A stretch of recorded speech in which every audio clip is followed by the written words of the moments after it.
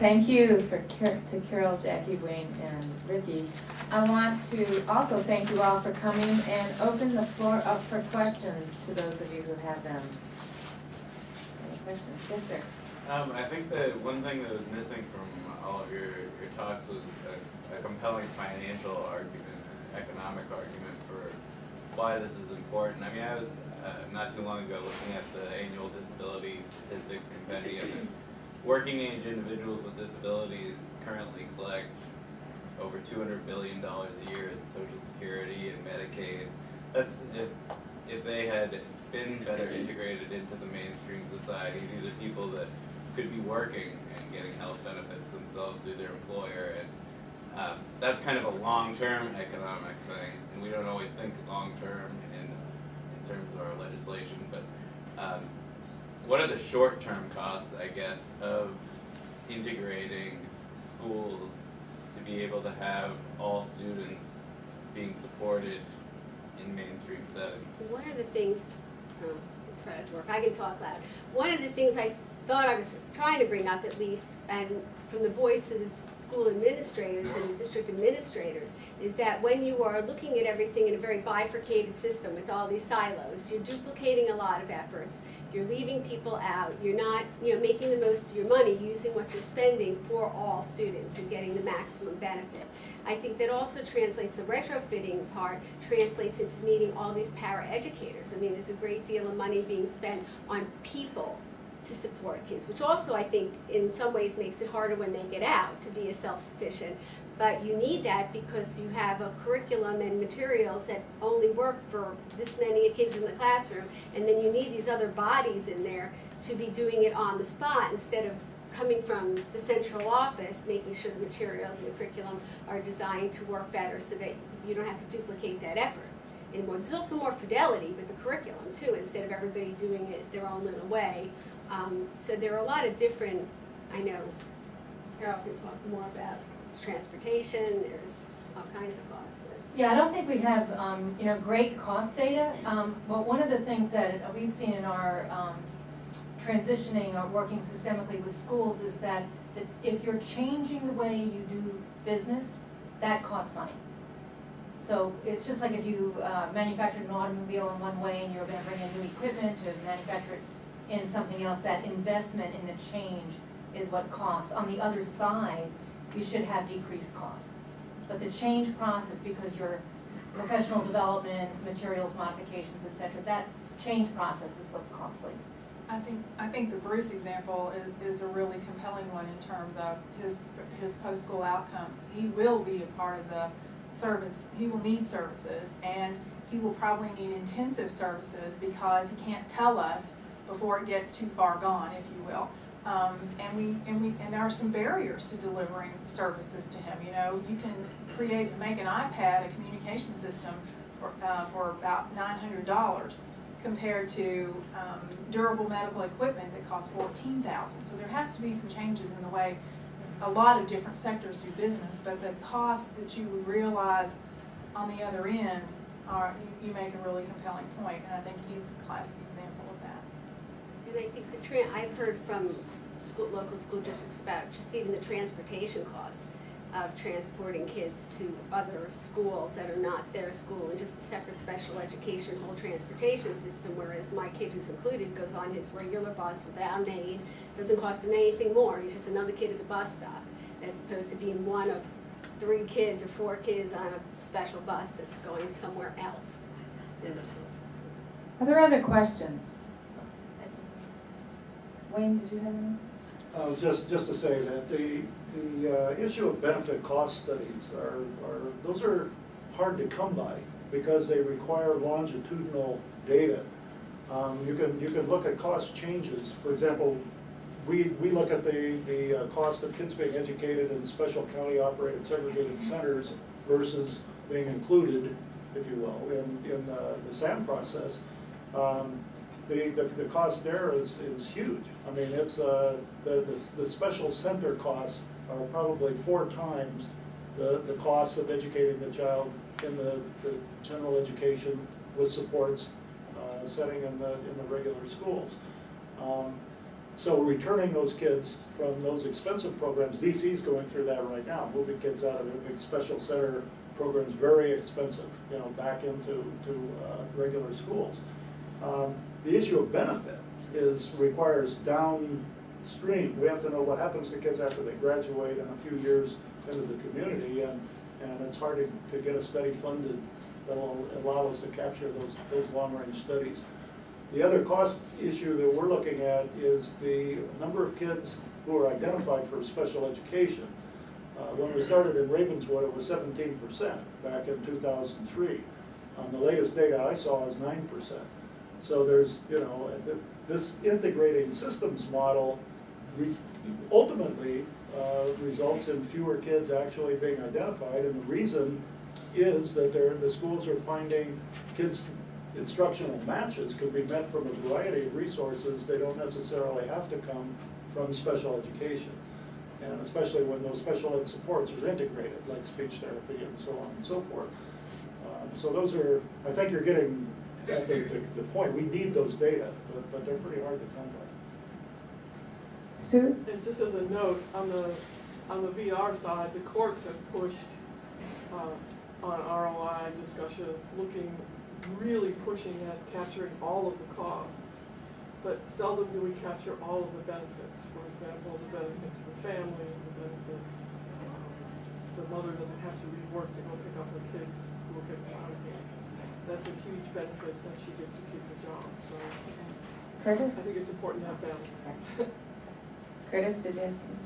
Wayne, I was intrigued by your connectedness to community schools. Community schools movement hasn't been particularly inclusive. And I wonder if you could say a little more, elaborate a little more on the real integrated connectedness there. You know, this one's really complicated by virtue of the school reform efforts that have been implemented nationwide for about the past 15 years. To my way of thinking, if you have a neighborhood school that's connected to its community, to businesses and to the support systems like the community mental health system and whatever you've got, the police department, Parks and Rec, that they benefit each other.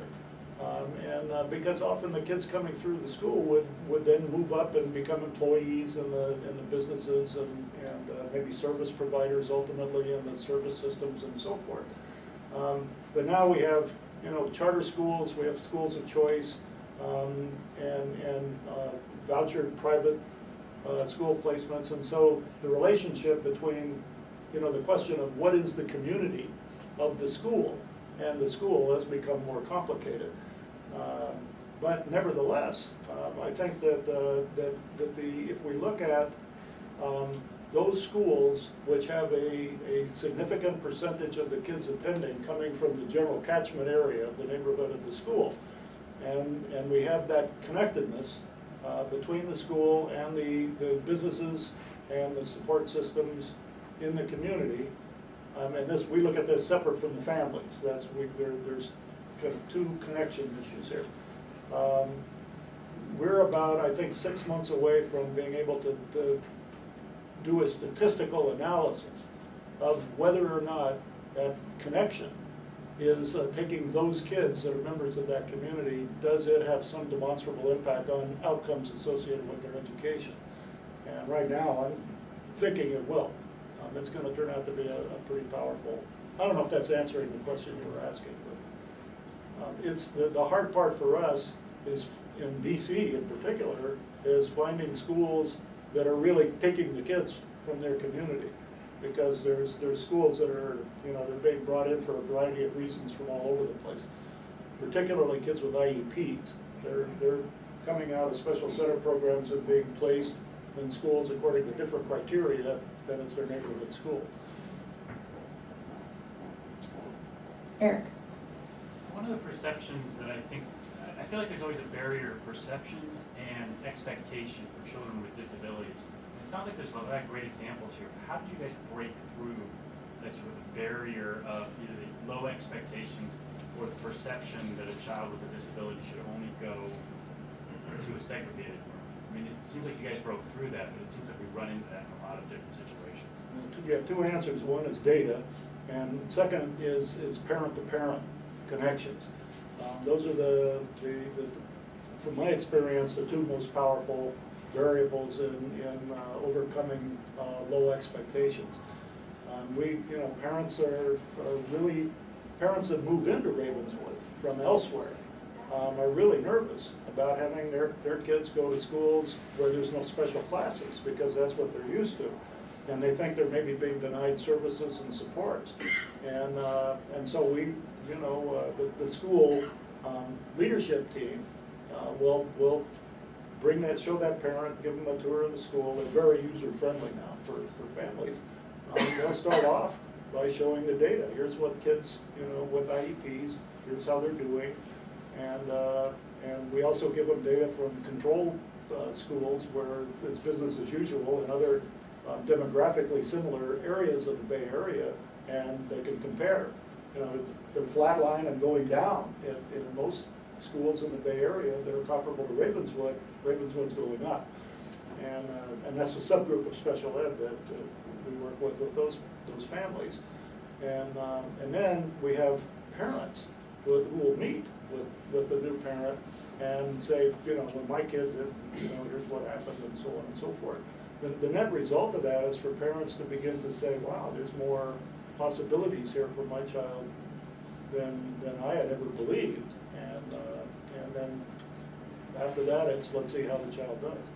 I think something I've seen that's very interesting is, once you give these kids a chance, first of all, they show what they can do, and they kind of win over the hearts and minds. But what I found pretty quickly often happens is that the parents of the kids who are gifted, they're paying attention, and they're saying, well, you've got this teacher who's really creative and flexible and is helping work things out for your kid. That's what I need for my kid. I need, because it's the same issue really. You're on the margins in different ways, and so I need a teacher like that. So, people would start coming up to me like, who are you trying to get for next year? I want my kid in your kid's class, because they really saw that teacher, that same set of skills that we need to teach kids with disabilities in the regular class. We also need to teach gifted students and a lot of other students. And then students who were struggling but did not have disabilities also saw the benefit, because they saw a class where I had one mother say to me, my child has struggled reading and would never read out loud and really was not learning to read until they were in class with your son, because they knew that class was an environment where he would not be made fun of, because they weren't making fun of your son, they weren't going to make fun of him. And so he was able to, for the first time, to really reach out and get the help he needed, and he didn't have a disability, and so she saw the real benefit to him. So to see that in these classes you have skills that are not just working for that kid with a disability, they're working for all kids. Any other questions? Well, great. We'll hang around for a little while if you want to touch base with any of the panelists, and thank you, Sue. Are you going to post the PowerPoints in place? Yes, they'll be on our website within the next day or so. And we'll also have a YouTube video. Did you have a question, Mary? No. Okay, well, thank you very much for coming in. We'll be here.